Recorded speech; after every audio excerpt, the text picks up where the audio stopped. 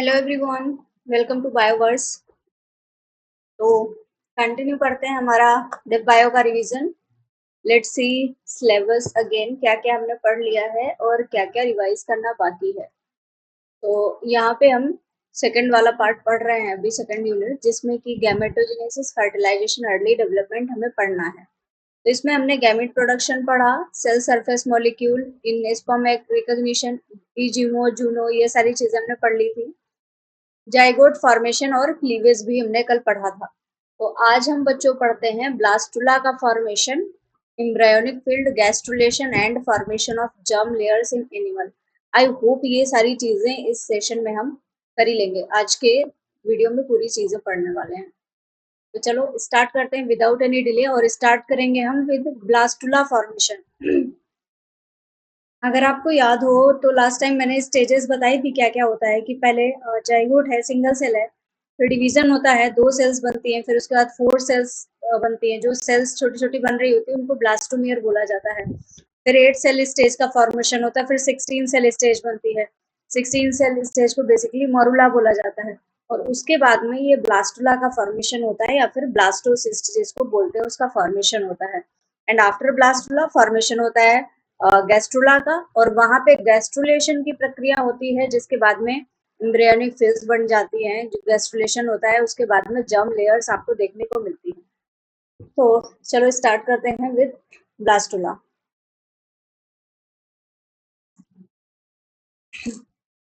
Okay, blastula formation. बच्चों, अगर आपको अच्छा लग रहा है, आपको फायदा हो रहा है, ये सारी चीजों को पढ़ के आपको हेल्प मिल रही है, तो प्लीज चैनल को भी सब्सक्राइब करो, तो मुझे भी थोड़ा मोटिवेशन मिले, मैं अच्छे अच्छे से वीडियोस लेके आऊँ और प्रैक्टिस सेशंस भी लेके आऊँ। ऑलराइट, तो ब्लास्टोसिस्ट का फॉर्मेशन, ब्लास्टुला फॉर्मेशन हमें पढ़ना है। तो ब्लास्टुला के लिए क्या होता है, ये बेसिकली मल्टी सेलुलर होता है। इसमें बहुत सारी सेल्स होती हैं।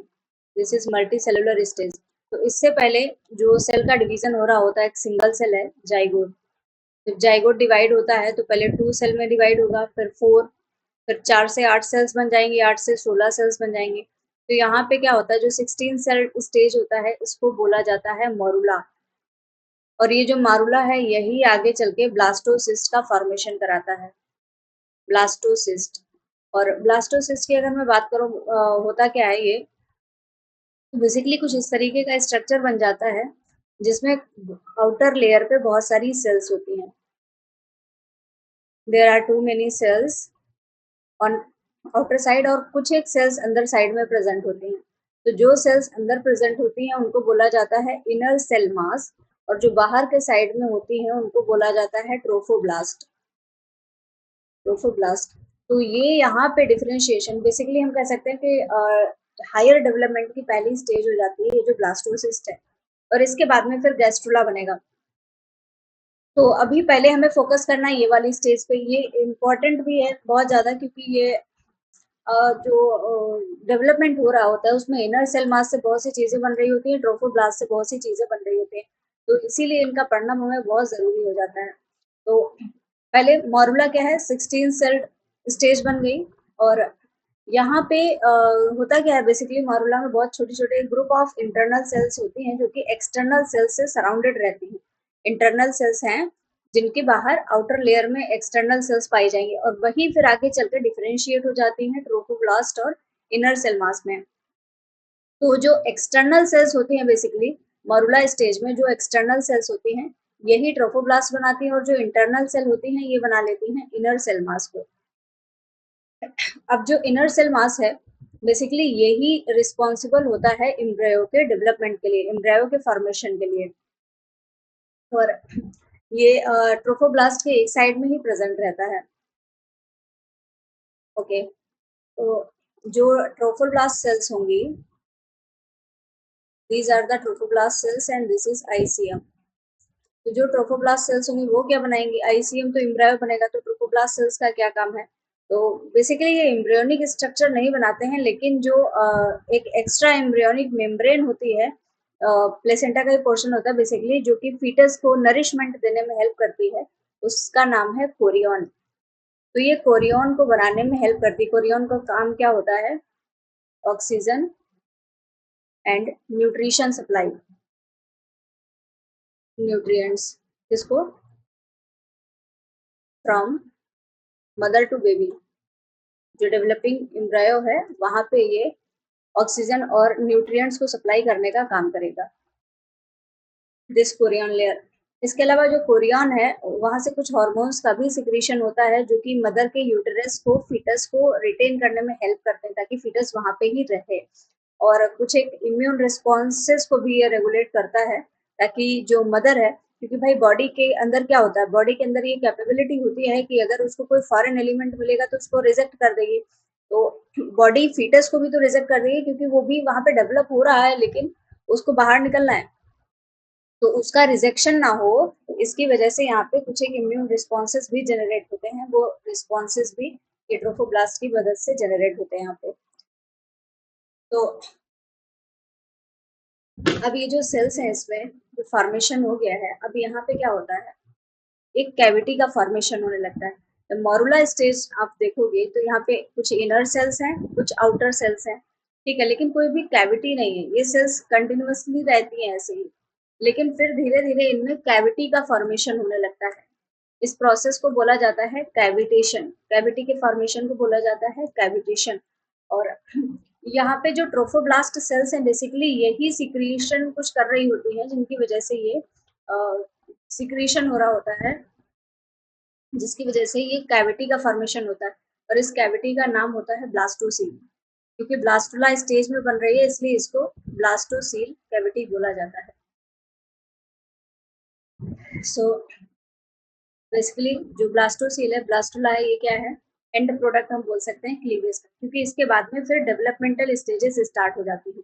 तो यहाँ पे क्या होता है, जो माइटोटिक डिवीजन है, क्योंकि कंटिन्यूअसली अभी तक सेल्स डिवाइड हो रही होती हैं, तो अब धीरे धीरे इनमें जो डिवीजन है उसका रेट कम हो जाता है। जो ब्लास्टोमियर्स होती हैं उनमें मूवमेंट स्टार्ट हो जाता है, और ये मूवमेंट की वजह से अगली स्टेज स्टार्ट होगी। मूवमेंट इसमें होगी, movement in blastomeres, movement in blastomere. और इससे क्या होगा, गैस्ट्रुलेशन की प्रोसेस स्टार्ट हो जाती है। यहाँ पे गैस्ट्रुलेशन स्टार्ट हो जाएगा और फिर जो एम्ब्रायो बनेगा उसको हम बोलते हैं गैस्ट्रुला। और जो गैस्ट्रुलेशन की प्रोसेस होती है अ, इसी के दौरान यहाँ पे 3 लेयर्स का फॉर्मेशन होता है, 3 जर्म लेयर्स जिनको हम बोलते हैं एक्टोडर्म, एंडोडर्म एंड मेसोडर्म, ठीक है। So this is how gastrula forms.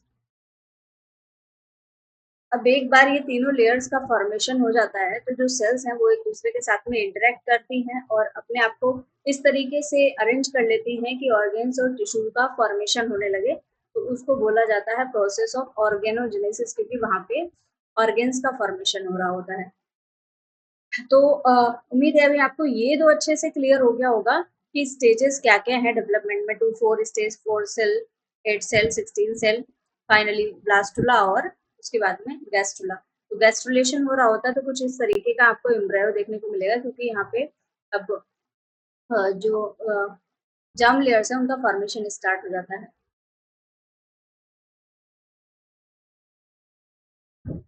तो अब ये जो बन गया है इसका इम्प्लांटेशन भी तो होगा। जो इनिशियल स्टेज है, जो ब्लास्टुला बना है, उसका इम्प्लांटेशन होता है। इम्प्लांटेशन का मतलब जो रिप्रोडक्टिव ट्रैक्ट है, यूटेरस है, उसकी वॉल से ये जाके अटैच हो जाता है ताकि आगे फर्दर इसका डेवलपमेंट स्टार्ट हो। तो कुछ इस तरीके का स्ट्रक्चर होता है। जिस सेकेंड, हाँ, तो कुछ इस तरीके का स्ट्रक्चर आपको देखने को मिलता है। यहाँ से एग का रिलीज होता है और फिर यहाँ एम्पुलरी इस्थमस जंक्शन पे इसका फर्टिलाइजेशन होता है। बेसिकली यहाँ पे ओवरी प्रेजेंट होती है, ओवरी प्रेजेंट होती है जो कि एग को रिलीज करती है। और जो एग है एम्पुलरी इस्थमस जंक्शन पे ये जाइगोट का फॉर्मेशन कर लेता है और फिर धीरे धीरे इसमें डिवीजन चलता रहता है और ये आ जाता है यूटेराइन वॉल के पास में और यहाँ पे आके ब्लास्टुला जो है वो अटैच हो जाता है। यहाँ पे ब्लास्टुला बेसिकली 8 से 9 दिन जब होते हैं फर्टिलाइजेशन के, उस स्टेज में यहाँ पे इसका इम्प्लांटेशन हो जाता है। इस प्रक्रिया को बोला जाता है इम्प्लांटेशन। तो ये ब्लास्टुला आके जब अटैच हो जाता है उसके बाद में स्टार्ट होती है प्रक्रिया गैस्ट्रुलेशन की। गैस्ट्रुलेशन,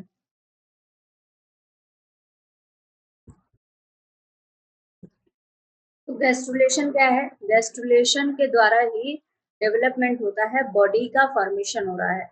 जो ह्यूमन की बॉडी बन रही है या जो एनिमल की बॉडी बन रही है उस वो गैस्ट्रुलेशन के द्वारा ही होता है। अब जो ब्लास्टुला की सेल्स होती हैं वो बहुत मल्टी लेयर्ड स्ट्रक्चर है अभी तो। अब वो बॉडी प्लान बनाने लगती हैं। जो सेल्स एंडोडर्म एंड मेसोडर्म बनाती हैं, जो एंडोडर्म और मेसोडर्म वाले ऑर्गन्स बनाती हैं वो इनसाइड में रहती हैं एम्ब्रायो के, और जो एक्टोडर्म बनाएंगी जैसे कि स्किन है, नर्वस सिस्टम है, तो वो आउटसाइड पे ही रहती है, सरफेस पे। और जो 3 जर्म लेयर्स हैं उनका फॉर्मेशन हो जाता है, और गैस्ट्रुलेशन की प्रक्रिया के दौरान सबसे पहले इन्हीं का फॉर्मेशन होता है। तो जो गैस्ट्रुला स्टेज है कुछ इस तरीके की स्टेज आपको देखने को मिलेगी। तो यहाँ पे जो सेल्स होंगी these are known as ectoderm. फिर उसके बाद में जो इनर लेयर होंगी ये होंगी एंडोडर्म, और इनके बीच वाली जो सेल्स होंगी उनको बोला जाता है मेसोडर्म। तो यहाँ पे लेयरिंग हो गई, लेकिन अब गैस्ट्रुलेशन की जो प्रक्रिया है उसमें कई सारे स्टेप्स होते हैं, क्योंकि अब यहाँ पे सेल्स का मूवमेंट हो रहा होता है। तो सेल्स के मूवमेंट के अकॉर्डिंग यहाँ पे कई सारी नाम दिए गए हैं कि कौन सी प्रक्रिया हो रही होती है। तो अगर सबसे पहले बात करें, जैसे ये गैस्ट्रुला स्टेज है, ये सेल्स हैं, तो जो सेल्स है, सेल्स की शीट, पूरी की पूरी शीट है, वो अंदर की साइड में एनफोल्डिंग होने लगेगी उसकी। एनफोल्डिंग होने लगती है, उसको बोला जाता है इनवेजिनेशन, एनफोल्डिंग ऑफ सेल शीट। तो ये आपको याद रखना, ये इम्पोर्टेंट है। यहाँ पे क्या होता है? Infolding of cell sheet. अब इसको इन्वेजिनेशन बोला गया। अगली प्रक्रिया क्या होती है? जैसे जो सेल्स हैं, गैस्ट्रुला की जो सेल्स हैं कुछ इस तरीके से जो स्ट्रक्चर है, इसमें इनवर्ड मूवमेंट होने लगता है। जो सेल्स हैं उनका इनवर्ड मूवमेंट होने लगता है। इनवर्ड मूवमेंट,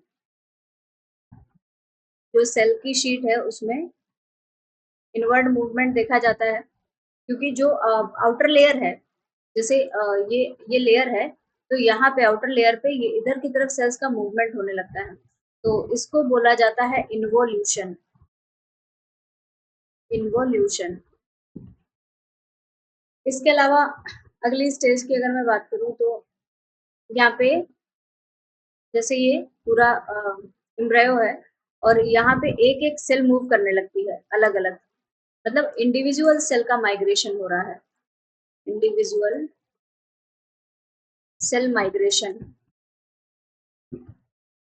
तो ये जो इंडिविजुअल सेल का माइग्रेशन होने लगता है इसको बोला जाता है इनग्रेशन। इनग्रेशन। और इसके अलावा एक और फेट देखने को मिलता है गैस्ट्रुलेशन स्टेज में, जैसे कि ये एम्ब्रियो है, और यहाँ पे जो सेल्स हैं तो उनकी जो शीट है, जैसे ये सेल है और ये दूसरी शीट है, तो one cell sheet split into two. यहाँ पे स्प्लिटिंग देखी जाती है, splitting of one sheet into two. इसमें दो में इसका डिवीजन हो जाता है, और इस प्रोसेस को बोला जाता है डिलैमिनेशन। डिलैमिनेशन।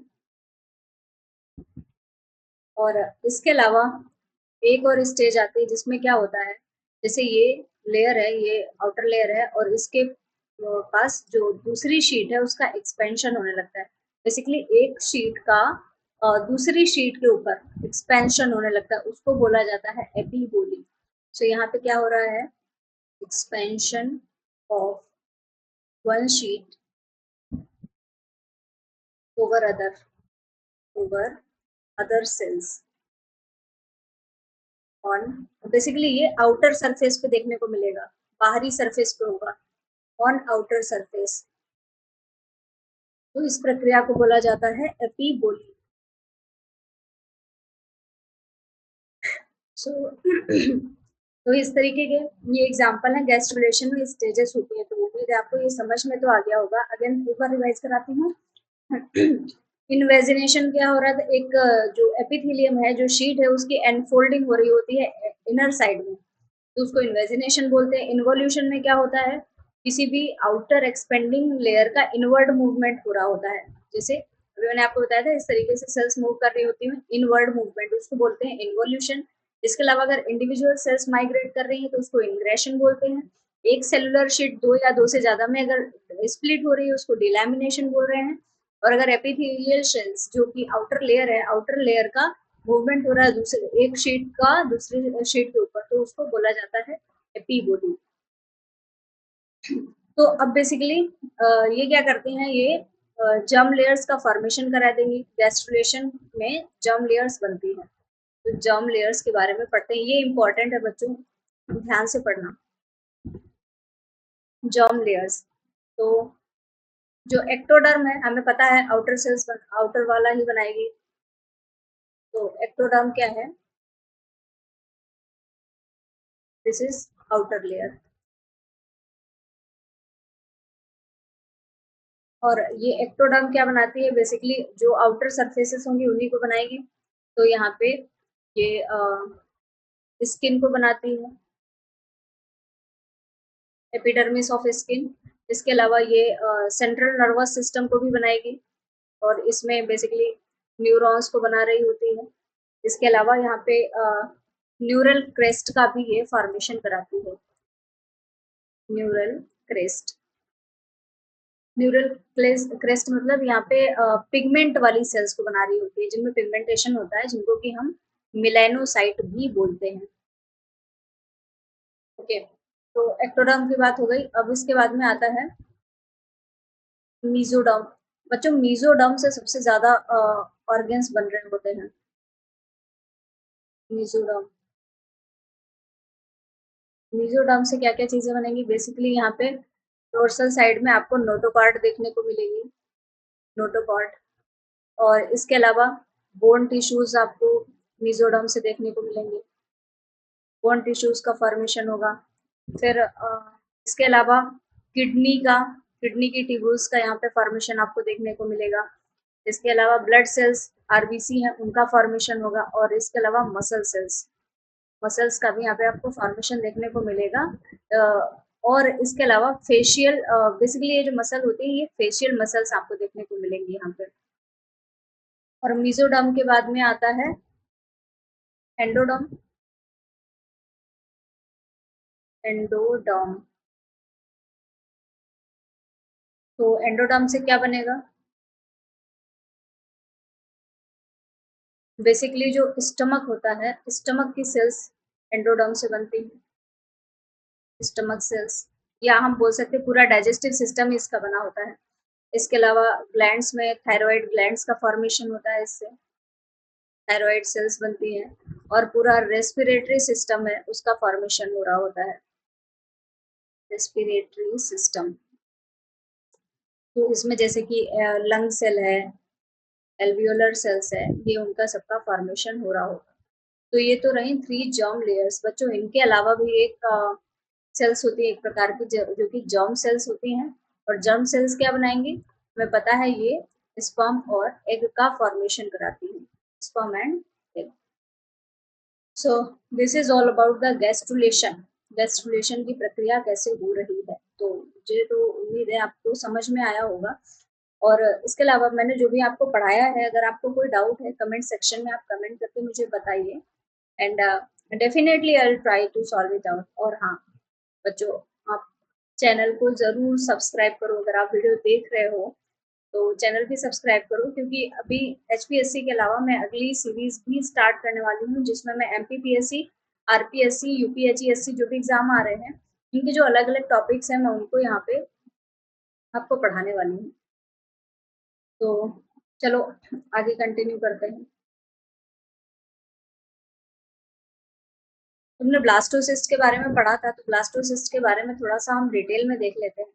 जो ब्लास्टोसिस्ट है वो इनर सेल मास एम्ब्रायो बनाता है। ट्रोफोब्लास्ट जो होता है वो बेसिकली आउटर लेयर, कॉरियन या फिर प्लेसेंटा का फॉर्मेशन करता है। तो प्लेसेंटा का रोल क्या है, प्लेसेंटा क्या करता है, ये बनेगा ट्रोफोब्लास्ट से। और ये एक ऐसा ऑर्गेन होता है जिसमें टिश्यूज और ब्लड वेसल्स होती हैं, जहाँ से जो एम्ब्रियो है और जो मदर है उनकी दोनों की टिश्यूज एंड ब्लड वेसल्स यहाँ पे प्रेजेंट होंगी। Tissues and blood vessels from embryo and mother, दोनों का ही यहाँ पे tissues and blood vessels present होंगी।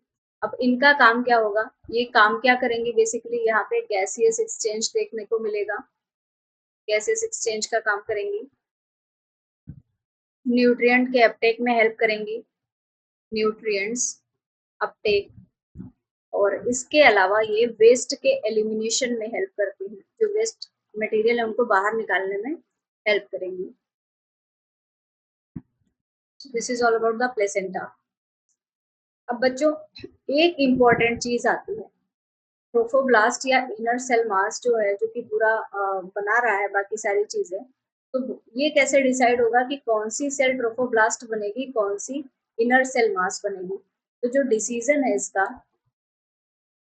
Decision on inner cell mass and trophoblast, ये इम्पॉर्टेंट है। तो ये डिसीजन कैसे आएगा कि कौन सी सेल इनर सेल मास बनने वाली है, कौन सी ट्रोफोब्लास्ट बनेगी। तो बेसिकली होता क्या है, यहाँ पे कुछ एक फैक्टर्स होते हैं, कुछ एक सिग्नलिंग मॉलिक्यूल्स होते हैं जो कि इस चीज के लिए रिस्पॉन्सिबल होते हैं। जैसे इनर सेल मास की बात करें तो इनर सेल मास के फॉर्मेशन के लिए OCT4, nano, STAT3 and SOX2, ये मॉलिक्यूल्स रिस्पॉन्सिबल होते हैं। जबकि इसके अलावा अगर हम ट्रोफोब्लास्ट की बात करें, ट्रोफोब्लास्ट, तो ट्रोफोब्लास्ट का फॉर्मेशन कराने के लिए CDX2, YAP, TED4, इनका बहुत इंपॉर्टेंट रोल होता है। जो ट्रोफोब्लास्ट होता है यही प्लेसेंटा का फॉर्मेशन करा रहा होता है।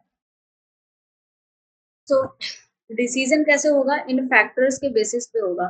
तो बेसिकली होता क्या है, जो OCT4 और CDX2 हैं, ये एक दूसरे के एंटागोनिस्टिक होते हैं, मतलब एक दूसरे का सेपरेशन करेंगे। अगर CDX2 बन रहा होगा तो वो OCT4 का फॉर्मेशन रोक देगा, और अगर OCT4 का एक्सप्रेशन हो रहा होगा तो वो CDX को रोक देगा।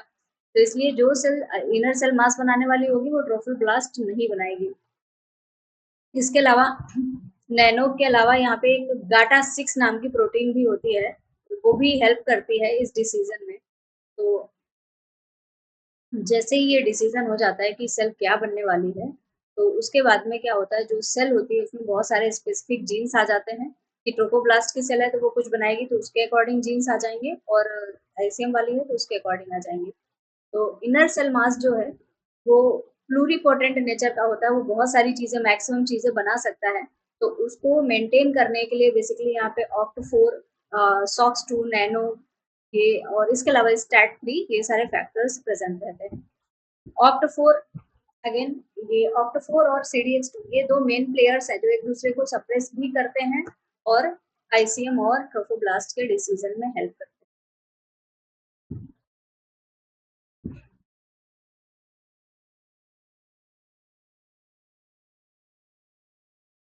तो एक यहाँ पे चीज आती है जिसको बोला जाता है हिप्पो सिग्नलिंग। हिप्पो सिग्नलिंग भी इस डिसीजन में हेल्प करती है। हिप्पो सिग्नलिंग, तो बेसिकली यहाँ पे क्या होता है कि कैडेरिन प्रेजेंट होती है जो कि हिप्पो सिग्नलिंग पाथवे को एक्टिवेट कर देती है। और ये जो हिप्पो सिग्नलिंग है ये सिर्फ और सिर्फ इनर सेल मास में चल रहा होता है। तो जो इनर सेल्स हैं जिनकी सरफेस बहुत सारी अदर सेल से सराउंडेड है, तो उनमें एक जीन का एक्टिवेशन होता है जिसको बोला जाता है लेट्स। लेट्स क्या है, एक प्रकार का प्रोटीन काइनेज है जो कि गैप को फॉस्फोराइलेट करता है। और जो फॉस्फोराइलेटेड ऐप होता है वो न्यूक्लियस में एंटर नहीं कर सकता और डिग्रेड हो जाता है। और अगर ऐप का डिग्रेडेशन हो जाता है तो जो इनर सेल्स हैं उनमें टेड4 फंक्शन नहीं कर पाएगा, और जो CDX2 है वो कुछ भी नहीं कर पाएगा, उसका ट्रांसक्रिप्शन नहीं होगा। तो CDX2 है बेसिकली ये OCT4 का एक्सप्रेशन ब्लॉक कर रहा होता है, और CDX2 का अगर एक्सप्रेशन नहीं होगा तो यहाँ पे अलग अलग पाथवेज आ जाएंगे। तो जैसे कि हिप्पो सिग्नलिंग की अगर हम बात करें, तो हिप्पो पाथवे अगर एक्टिवेटेड नहीं है उस केस में क्या होता है, यहाँ पे हिप्पो पाथवे एक्टिवेटेड नहीं है तो यहाँ पे क्या होगा, ये लेट्स को बेसिकली एक्टिवेट कर रहा होता है, तो लेट्स का एक्टिवेशन नहीं होगा, तो यहाँ पे जो यैप है वो न्यूक्लियस में एंटर कर जाएगा, और यैप अगर न्यूक्लियस में एंटर कर जाएगा तो ये टेड 4 का एक्टिवेशन करा देगा, और टेड 4 यहाँ पे CDH2 का फॉर्मेशन करा देगा। इस तरीके से यहाँ पे चीज बनेगी। अब CDH2 क्या करेगा, ये सेल को ट्रोफोब्लास्ट बना देगा, यहाँ पे ट्रोफोब्लास्ट सेल्स बन जाएंगे क्योंकि यहाँ पे CDH2 का एक्सप्रेशन हो रहा है। लेकिन अगर यहाँ पे हिप्पो सिग्नलिंग एक्टिवेट हो जाए, हिप्पो सिग्नलिंग एक्टिवेट कौन करेगा, ई कैडहेरिन, ई कैडहेरिन। अगर ये ई कैडहेरिन एक्टिवेट है तो ये क्या करेगा, हिप्पो पाथवे को एक्टिवेट करा देगा, ठीक है। और अगर हिप्पो पाथवे एक्टिवेट होगा तो ये क्या करेगा, ये लेट्स को एक्टिव करा देगा, लेट्स का एक्टिवेशन करा देगा। ये हिप्पो मॉलिक्यूल आएगा, हिप्पो मॉलिक्यूल लेट्स का एक्टिवेशन करा देगा। अब लेट्स एक्टिवेट हो गया अगर, तो ये क्या करेगा, ये यैप का फॉस्फोराइलेशन करा देगा, यैप का फॉस्फोराइलेशन, फॉस्फोराइलेशन मतलब फॉस्फेट ग्रुप का एडिशन करा देगा, जिसकी वजह से यैप जो है ये डिग्रेड हो जाएगा। अगर यैप का डिग्रेडेशन हुआ तो ये फिर न्यूक्लियस में एंटर नहीं कर पाएगा, तो न्यूक्लियस में जो चीजें हो रही थी वो अलग तरीके से, क्योंकि ये जाके वहां पे टेड 4 को एक्टिवेट कर दे रहा था, और जो टेड 4 था वो CDH2 को बनवा दे रहा था। अब यहाँ पे जो टेड 4 है वो एक्टिवेट ही नहीं हो पाएगा, तो टेड 4 का एक्टिवेशन नहीं होगा तो जो CDH2 है उसका फॉर्मेशन नहीं हो पाएगा। अब CDH2 का फॉर्मेशन नहीं होगा तो यहाँ पे OCT4 एक्सप्रेस हो जाएगा, और OCT4 एक्सप्रेस हुआ तो फिर ये इनर सेल मास का फॉर्मेशन करा देगा। तो ये डिसीजन इस तरीके से लिया जाता है कि कौन सा सिग्नलिंग चल रहा है, उसके अकॉर्डिंग क्या बनेगा। तो बच्चों ये चीजें क्या है, ये रिवीजन करा रही हूँ, तो अगर आपने पढ़ के रखा हुआ है तो ही आपको इजी लगेगा, अगर आपने पढ़ के नहीं रखा है तो शायद थोड़ी सी डिफिकल्टी हो सकती है आपको समझने में। फिर भी मैं इस तरीके से कवर कर रही हूँ कि कोशिश करूंगी, आपने अगर पहली बार भी पढ़ा है तो आप उसको कर ले जाएं थोड़ा सा, और अगर ऐसा कोई इशू आ रहा है आपको तो आप मुझे बताइए, कमेंट करिए, जैसा भी अगर आपको लग रहा है कि कोई इशू यहाँ पे हो रहा है, तो मैं कोशिश करूंगी कि आपको थोड़ा सा और डिटेल में पढ़ाऊं। लेकिन बच्चों होगा कि अगर हम बहुत ज़्यादा डिटेल में पढ़ेंगे तो हम रिवीजन कंप्लीट नहीं कर पाएंगे, क्योंकि हमारा सिलेबस बहुत ज़्यादा है, और उसको रिवाइज करने के लिए 2 महीने में पॉसिबल नहीं हो पाएगा। तो कोशिश करते हैं हम कि जितना भी अच्छे से हो जाए, जितना ज़्यादा हम रिवाइज कर लें। ओके, तो मुझे उम्मीद है कि मैंने ये वाला जितना आपको बताया था वो कंप्लीट कर लिया। Let's see syllabus again. तो यहाँ पे क्या हुआ बच्चों, हमने गैस्ट्रुलेशन पढ़ लिया, जर्म लेयर्स का फॉर्मेशन पढ़ लिया, एम्ब्रियोनिक फील्ड्स कैसे बन रही वो देख लिया, ब्लास्टुला का फॉर्मेशन पढ़ लिया, और हमने ये भी देख लिया कि इसका डिसीजन कैसे होता है, इनर सेल मास बनेगा या फिर ट्रोफोब्लास्ट बनेगा। तो अब इसके बाद में हम स्टार्ट करेंगे मॉर्फोजेनेसिस के बारे में, morphogenesis and organogenesis in animals. So let's see इसमें क्या क्या है। Axes and pattern formation in Drosophila, Drosophila में पढ़ना है, एम्फीबिया एंड चिक, ये तीनों ही हमें पढ़ना है, ड्रोसोफिला भी पढ़ना है, एम्फीबिया भी पढ़ना है, और चिक में भी पढ़ना है। इसके अलावा हमें आई लेंस इंडक्शन पढ़ना है, लिम्ब डेवलपमेंट और रीजेनरेशन वर्टिब्रेट्स में कैसे हो रहा होता है, फिर न्यूरॉन्स का differentiation, post embryonic development, larva formation, Metamorphosis, environmental regulation of normal development and sex determination. बच्चों इसमें पढ़ने के लिए बहुत सारी चीजें हैं। सो आई रिक्वेस्ट यू कि आप मुझे बताओ कि मैं यही इसको अभी कंटिन्यू करूं या फिर दूसरी यूनिट स्टार्ट कर दूं, ताकि एक साइमल्टेनियसली रिवीजन दूसरी यूनिट का भी हो जाए, और दूसरी यूनिट में भी कौन सी यूनिट स्टार्ट करनी है just please let me know, कि अगली यूनिट में कौन सी स्टार्ट करूं, किसका रिवीजन करवाऊं, जो आपके लिए मैं आपके अकॉर्डिंग ही काम करना चाह रही हूँ ताकि आपको भी इजी रहे। तो आपको जो भी यूनिट पढ़नी है बताइए, अगर यही मैं मुझे कंटिन्यू करना है तो मैं ये कंटिन्यू कर सकती हूँ, अदरवाइज आप बताइए, तो फिर जिस यूनिट को बताओ मैं उसका रिवीजन स्टार्ट करा दूँ, और इसको हम होल्ड कर लेते हैं, 1-2 दिन के बाद में हम इसको कर लेंगे। ऑल्दो में रिवीजन तो सारे करने ही करने हैं, सारी यूनिट्स को एनी हाउ हमें रिवाइज करना ही करना है। तो प्लीज लेट मी नो, और मिलते हैं आपसे नेक्स्ट वीडियो में। So thank you everyone for watching, and हाँ please subscribe to my channel, so that हम बहुत सारी चीजें पढ़ सकें, बहुत सारे रिविजन्स कर सकें और क्वेश्चन प्रैक्टिस कर सकें। सो थैंक यू फॉर वॉचिंग।